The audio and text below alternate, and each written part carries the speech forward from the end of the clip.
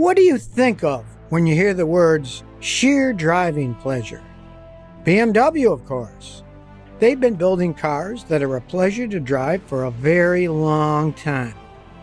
But what exactly does BMW stand for? And what was the dramatic event that caused the BMW name to completely disappear from history for a short while? We'll answer these questions and more as we take a drive through the eventful history of BMW and the four very different men who founded the present-day company. So put on your seatbelts and let's get going.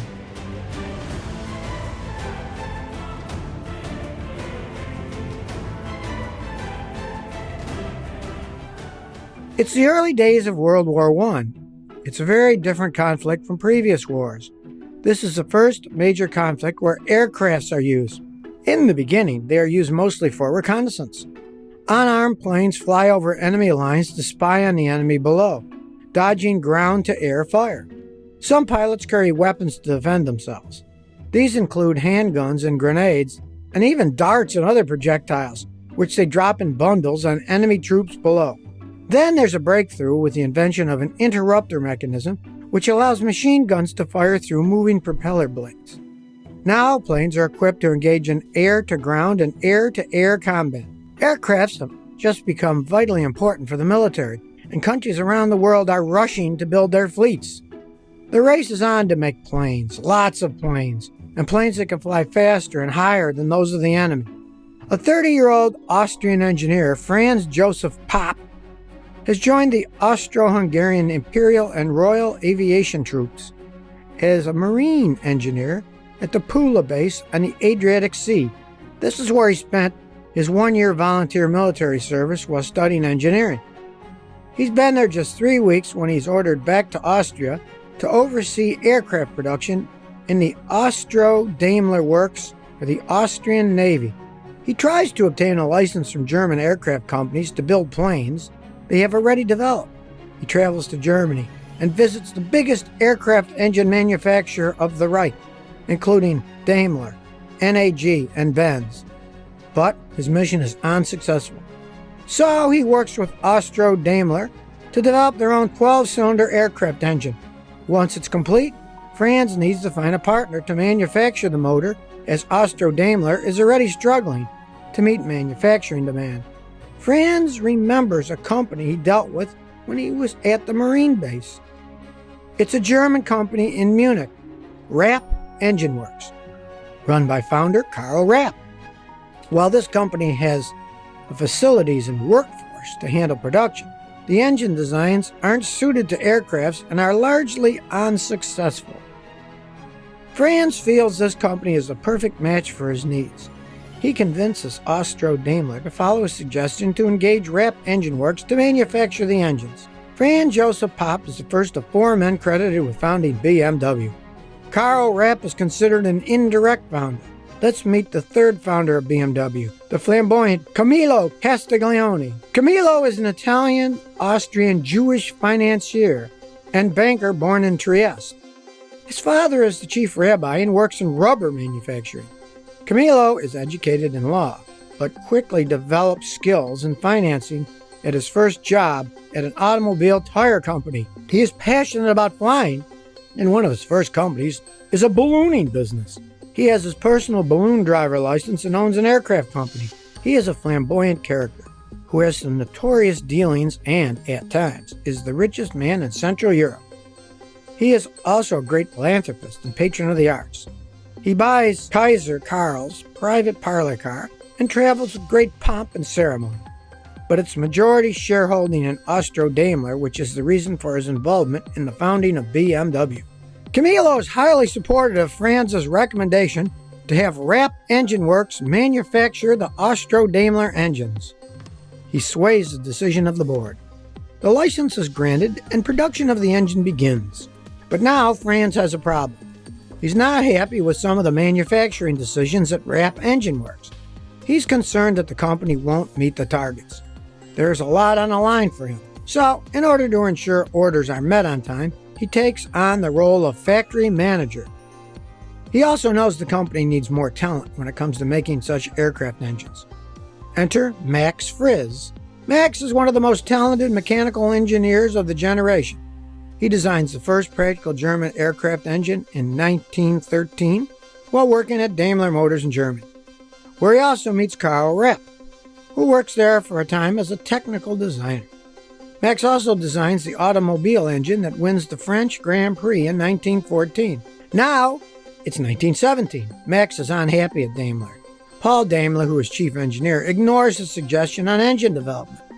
Max is interested in developing an oversized high-compression engine, but Paul Daimler wants to use supercharger technology. So Max applies for a position at Rapp Engine Works. Carl is going to turn him down, but Franz knows that they need new talent, so he pushes Carl to hire Max. Now, Max has the space for his dreams and his designs to soar, quite literally. Max quickly puts out his new ideas into practice and gets to work developing a new aero engine.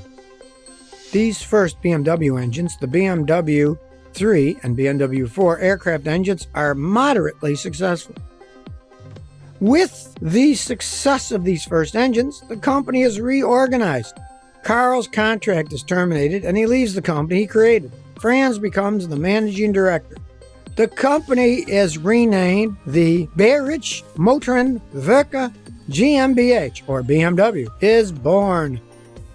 Bayerisch is German for Bavaria. This is a state in the southeast of Germany that only became part of Germany in the early 20th century. Motorenwerk is German for motorworks, and the GmbH is roughly the equivalent of company. So the English translation is Bavarian Motor Works Company. Back to our story. Max makes a real breakthrough with the high-altitude BMW 3A engine. He develops a high-altitude carburetor which adjusts the richness of the fuel-air mixture according to the aircraft's altitude. The BMW engine enables the aircraft to climb higher than any Allied opponents that it encounters in combat. It's highly maneuverable at all speeds and altitudes. It gives the Fokker D-7 and Junkers planes a decisive advantage in combat, making them a match for any of the British or French fighter planes. It is also a record beater. It's June 1919. A DFW F-37, powered by a BMW 4A 230 horsepower engine, soars higher than any plane before it. It breaks the world record of 32,000 feet. It's piloted by Franz Diemer. In an open cockpit, he has to deal with a freezing temperature of minus 58 degrees Fahrenheit and low oxygen levels. He says, "I could have gone much higher, but I didn't have enough oxygen." The BMW engines are a highlight in power development, but as Ernest Udet, a squadron leader of Jost 11, says, the only bad thing is it came too late. For the Germans, that is, of course. It's later that month, the Reich government signs the Treaty of Versailles, ending World War I. Germany is defeated. The treaty prohibits the development of air forces for 6 months. BMW is grounded. At this point, we introduce the fourth character of the BMW story. But to do this, we need to reverse a few years. The man is Gustav Otto, and he never actually worked at BMW. He is the son of Nicholas Otto, an engineer, but not just any engineer. Nicholas invents the 4-stroke internal combustion engine. It's no wonder his son, Gustav, loves engines. Gustav races cars and motorcycles and even builds his own plane.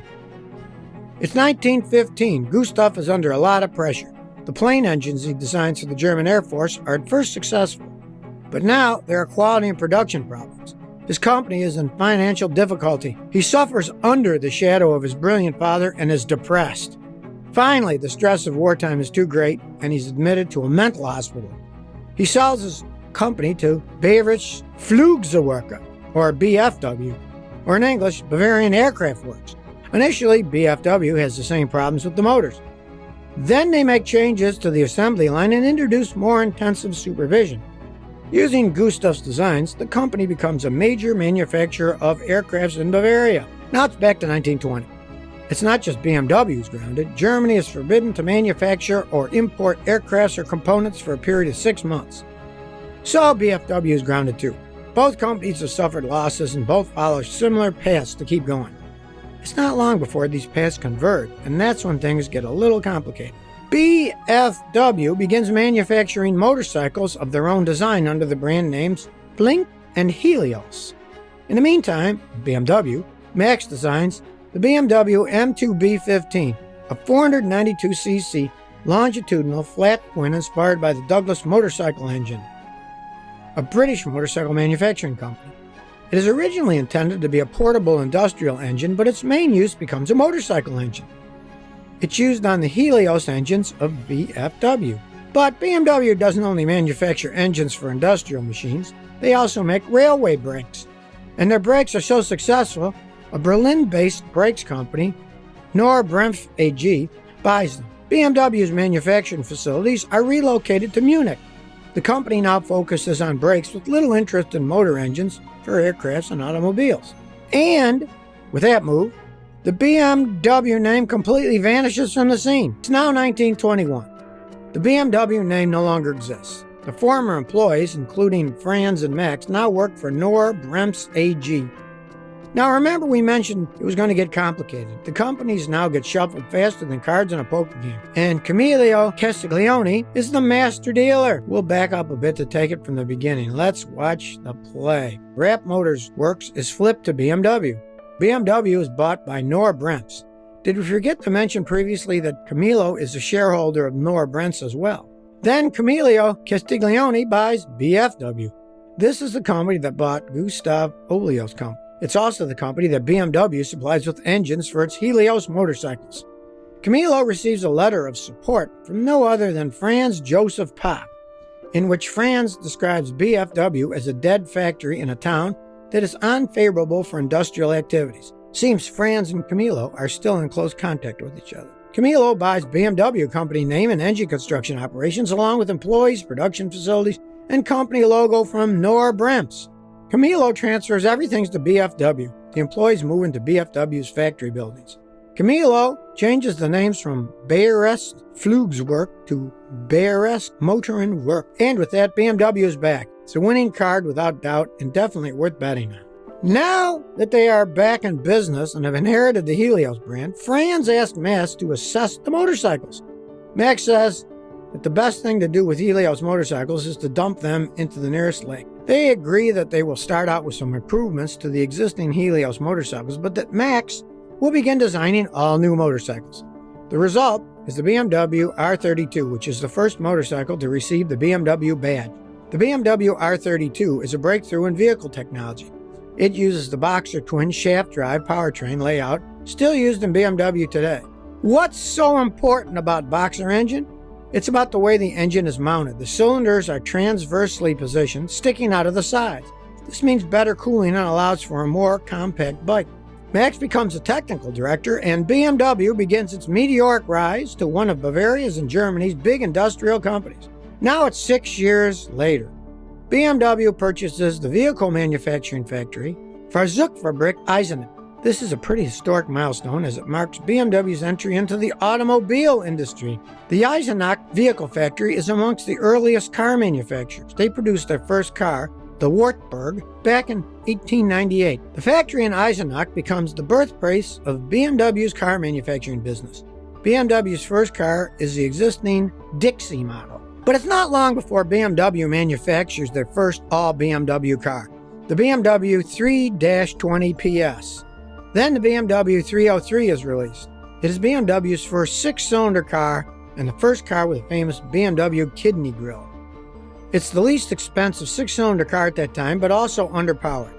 Its top speed is only 56 miles an hour. Let's talk about that grille a moment, because BMW without a twin grille would be unthinkable. Radiator grilles divided with a center bar are not uncommon in those days. But designer Fritz Fielder goes further to improve the aerodynamics. He actually splits the grille into two kidney shapes and then angles them outwards to improve airflow. The elegant design with the rounding at the top and bottom grille are the logo position at the top of the arches becomes iconic to BMW. Later, the grille can be smaller because it isn't the only element used to cool the engine. You can see this in the BMW 503. Then later, the grille goes horizontal in the BMW 507 Roadster. This is the first car to feature horizontally positioned intakes. Again, there are practical reasons for this design change. The BMW 507 has a very flat hood, and the grille needs to be larger to cool the V8 engine. But it seems it will remain even when its original purpose is gone. The i4 all-electric concept BMW features a massive grille that isn't used for cooling. BMW calls it Intelligent Panel, and behind it are sensors for the car's electronic driver's aid. It's actually a pretty neat way of incorporating the massive amount of sensors that will be needed for self-driving cars in the future. Does that mean that we'll see the grille get even bigger in future cars? Who knows? But what we do know is that the grille is unlikely to disappear anytime soon. The height, width, shape, and position may change, but those who see it know at a glance that the car is a BMW. Back to our story. Camillo is now having financial difficulties and sells the holding of BMW to a consortium of banks. Later, he flees to San Marino in Italy during World War II and hides there, disguised as a monk. France enters a license agreement with the US-American company Pratt Whitney, enabling BMW to manufacture 2 air-cooled radial engines. The expertise they gain allows BMW to produce its own, and soon it gains a monopoly for the production of air-cooled aircraft engines in Germany. It also expands its aircraft capabilities with new manufacturing facilities. This makes BMW a key strategic company for the German aviation industry, who have begun to secretly rearm the Third Reich's emerging air force. France is skeptical of this direction. While aircraft engine production is good for the company financially, it will make the group dependent on the National Socialist regime. He will not be able to run the company autonomously and autocratic, and he feels it will suppress innovation. He keeps his distance from the party, but joins in 1933 to prevent his removal as general director of BMW. Then BMW undergoes a fundamental change. It becomes one of the most important companies in the German armaments industry. The German Air Force uses BMW to conceal the huge increase in the volume of aero engines that will be used to rearm the Luftwaffe, the German Air Force. But the company isn't able to meet the volumes demanded by the Reich, especially since production is happening alongside the production of motorcycles and automobiles. So, the government supports the construction of 2 plants known as shadow or forest plants. These are camouflaged right from the start and employ forced labor. A local group leader tries to exclude Franz from the National Socialist Party. They accuse him of allowing his family to be treated by a Jewish doctor despite multiple warnings. Once again, Franz complies. Now it's June 1940. Franz writes to the chairman of BMW's supervisory board, explaining that there is a setback in aircraft engine production. The very existence of BMW could be threatened. There are setbacks. Production falls behind. As the war progresses, there are shortages in labor and raw material, and the factory does not meet the targets. Franz is accused of refusing to perform his duty and of sabotage. He is granted leave of absence in 1942, but remains on the supervisory board with little or no influence on the running of the company. The war ends. Franz is arrested by the Allies because he has the title Military Economic Leader, granted during the course of the war. He is designated as a normal member of the Nazi Party, but appeals and is finally classified as untainted. He attempts to rejoin the BMW board but is unsuccessful. Max, too, resigns after the war. Allied forces occupy Germany. BMW factories lie in ruins and are dismantled. The East German facilities are lost behind the Iron Curtain when part of Germany is put under Russian jurisdiction. Germany is banned from producing vehicles or aircraft greater than 110 cc. BMW survives by making pots and pans from leftover engine parts, as well as small motorcycles. Motorcycle manufacturing is especially hard hit. During the war, motorcycle manufacturing was relocated to the Eisenach plant for capacity reasons, together with spare parts and machine tools. These are now behind the Iron Curtain. They might as well be on the moon. It's now 1948. The ban is lifted to allow 250cc motors, and prohibition on car manufacturing is lifted. BMW releases the R24. It's almost identical to its predecessor, the R23, which was released so many years previously. The chrome has disappeared due to shortages. It also needs to be produced more cheaply, so the plunger suspension isn't used. It's relatively inexpensive and practical for everyday life, much cheaper than a new car, which is the only other option since the second-hand car market is virtually non-existent in Germany after the war. BMW restarts car production in the only surviving factory in Munich. The BMW 501 rolls off the factory floor and establishes the image of BMW as a manufacturer of fast, innovative, and luxurious salon cars. It's a completely new platform and meets safety requirements that haven't even been made official yet. The steering column is shorter to prevent injuries to the driver during an accident. The petrol tank is under the rear seat, which might seem obvious today, but back then, petrol tanks were installed near the engine. It is nicknamed Baroque Angel by the German public, but it almost becomes the angel of death for BMW. There are delays in manufacturing, and the car is too expensive for the average German at the time. The company is on the edge of bankruptcy. BMW scrambles for a way to recover. It licenses the little Italian Isetta and re-engineers much of the car to include a BMW one-cylinder, four-stroke, 247cc motorcycle engine. The Isetta became a sensation because it is unlike any car that has gone before, with its egg shape and bubble windows. The entire front end of the car unhinges outwards to allow entry, and in the event of a crash, driver and passenger exit through the canvas sunroof. The car is not a typical BMW, but it sells, and today they are amazing collectible items, going for small fortunes. Then comes the BMW 700, another small economy car, which successfully launches in August. But all this may be too little to save the company. It's 3 months later, Daimler-Benz puts out a bid to buy BMW. It's December 9th, 1959. It's the annual general meeting of the BMW Group. Things are tense. There's a takeover bid from Daimler-Benz on the agenda. The smaller shareholders, employees, and their trade unions are against it. They argue that the company and workers have been valued too low. Finally, the meeting is adjourned without a resolution, which results in limited time offer from Daimler expiring. BMW's major shareholder, Herbert Quandt, is swayed by the workers' feelings and decides to invest more money in BMW to save the company. It's now 1961. BMW releases a new class of sedans that puts it back in a front seat as a successful modern car maker.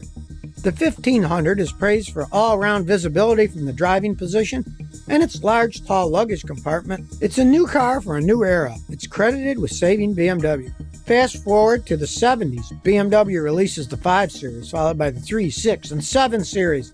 The 3 Series is the standard bearer for BMW quality and its best-selling model ever. Let's take a little detour to New York to meet another important character in the BMW story. He is a New York car dealer named Max Hoffman. Max is the man who single-handedly brings BMW to America long before the company starts manufacturing in the US. It isn't just BMWs. Millions of Americans love European automobiles now, and way back in the 50s, they wouldn't have been able to drive those autos without the efforts of Max. In fact, his contribution is so great that he is inducted into the Automotive Hall of Fame. And strangely enough, it all starts with him introducing American cars to Europe. Max is born in Austria and works for his father's bicycle manufacturing operation. He is an amateur racing car driver. So we can see that from an early age he loves cars. He starts his career in Austria importing American expensive imports into Europe. Now it's 1938. The rise of the Third Reich has spread to Austria. Max, who is Jewish ancestry, relocates his business to Paris. But when Britain and France declare war on Germany, he crosses the Atlantic to settle in the New York area. Since the car manufacturing market has ceased in Europe, he temporarily and successfully runs a costume jewelry business. Once the war is over, he starts up a car dealer business with shops in Manhattan and Los Angeles. He tells people that European cars are at a level never seen in the U.S. He creates a massive interest in European cars. He becomes the sole importer and distributor for Mercedes, Benz, and BMW, and eventually Volkswagen. But he doesn't just sell cars. He actually influences European car makers to follow American trends. It's the 1960s. He convinces BMW to follow Americans' popular hot rod and muscle car formula to fit large engines into lightweight versions of the 2500 and 2800 sedans, and establishes a line that becomes the famed 7 Series. Fast forward to 1975.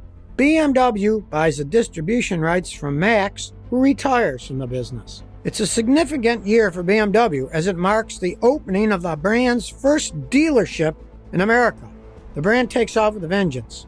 Around the same time, BMW releases one of its wildest cars ever. The 3.0 CSL is BMW's first attempt at road-going sports car. It becomes known as the Batmobile because of its big wing. It's designed for superheroes on the road. The only problem is that German law does not allow cars to have such big wings. So BMW puts the wings on the trunk so car owners can bolt it on themselves. The new BMW Motorsport division rules the European sedan racing scene for 6 years, only interrupted for a bit by the Ford Capri RS 3100. Fast forward 10 years, and the BMW M5, the high-performance version of the 5 Series, is the fastest production sedan in the world. A few years later, BMW buys Rover, and with it the Mini brand as well as Rolls-Royce. BMW releases its first sports utility vehicle, the iconic BMW X5. In 2018, nearly 40% of the brand's sales are generated by the BMW X models. BMW star is not only one, but 3 James Bond films, including the BMW Z3, the Z8, and the massive V12-powered 750iL. By now, BMW is expanding its manufacturing facilities globally. Its first plant out of Germany is in South Africa. Just over 20 years later, BMW opens its first manufacturing facilities in South Carolina. Today, this plant is the largest BMW plant in the world. It delivered 411,620 vehicles in 2018 as global demand for crossovers soared. Let's talk about BMW's nickname in the English-speaking world. Some people in the US say that Beamer should be used specifically for motorcycles and Bimmer should be used for cars. And they're exactly right. The nickname Beamer comes from the UK. In the UK, motorcycles were nicknamed Beezers. The term Beamer was used to distinguish BMW from motorcycles that were manufactured in Britain. Over time, the other way of spelling it, B-E-A-M-E-R, was also used. The fact it resembles Beam seems to be coincidental. Americans initially called BMW cars Beamers, like the motorcycles, except the Boston chapter of the BMW Club, which called them Bimmers. Eventually, Bimmers won, and BMW cars are called by that by BMW fans all over the world. So, Beamer for a BMW motorcycle and Bimmer for a BMW car. Fans have also wondered about the origin of the BMW logo. Many fans think it is a propeller. This would make sense since the company starts out by manufacturing aircraft engines. It's also because of an ad in 1929 that depicts the BMW emblem as a propeller. The company is registered to manufacture engines for cars, boats, and planes. There's an ad for boats too, although in this one the logo looks more like a steering wheel. The truth is that the logo is actually based on the Rapp Motorworking GmbH logo. You can see the double circle is the same. Then blue checks inside the circle are the state color of the flag in the Free State of Bavaria. You'll see that on the BMW logo, the blue and white colors are inverted. This is because local trademarks didn't allow the state's flags on commercial logos. What I find somewhat pleasing is if you look at the flag of Bavaria, it looks like a blue checkered racing flag to me. What a better way to represent one of the major car manufacturing brands of the world than a racing flag. BMW has also been at the forefront of technology and innovations that make the driving experience better for drivers. In 1983, their first diesel sedan set a standard as the world's fastest series-produced diesel engines. In 1988, they brought out the first ever electronically controlled anti-lock braking system for series-produced motorcycles. In 1991, they released the first series-produced three-way catalytic converter. In the same year, the BMW E1 was the first thoroughbred electric car of the modern age. It may come as a surprise to know that BMW has been pursuing EV cars for over 40 years. The first car, the 1602E, was used in the 1972 Olympics in Munich to lead a pack of long-distance runners. Obviously, the lack of internal combustion engine saved the runners from inhaling tons of fumes. It used 12 12-volt batteries with a combined weight of 771 pounds and could only go 37 miles an hour on one charge, so it wasn't a huge success. The Ellis Electric was a secret project a few years later, followed by the BMW E1 we mentioned. Before that took a giant leap forward. It had a range of 150 miles and 2-hour rapid charging time, but didn't make it into production. BMW ran a test leasing mini electrics in 2008. Today, BMW has one of the fastest all-electric cars on the road, the BMW i3. It goes 0 to 60 in 6.4 seconds. The still-to-be-released i4 has a range of 373 miles and reaches 62 miles an hour in 4 seconds, with top speeds in excess of 124 miles an hour. In true BMW style, the company commissioned famous movie soundtrack composer Hans Zimmer to create the sounds the car will make, because silent electric cars are dangerous, especially at low speeds. No one can hear them. He's the composer who created the soundtrack for movies like Pirates of the Caribbean and Lion King. BMW wants to make sounds that are emotional will capture both BMW's past and future. It's fun to imagine what sounds they might choose from BMW's long and colorful history. Past sounds could hint at the sound of the wind in the first BMW engine to soar on aircrafts, or the sounds of war, or the throaty growl of a V8, or the low hum of the tire on a speeding track. And what will the future of BMW sound like? Guess we'll have to wait for this BMW to come out to find out. We have more exciting car content coming very soon, so subscribe below and ring that bell to get notified of our next video.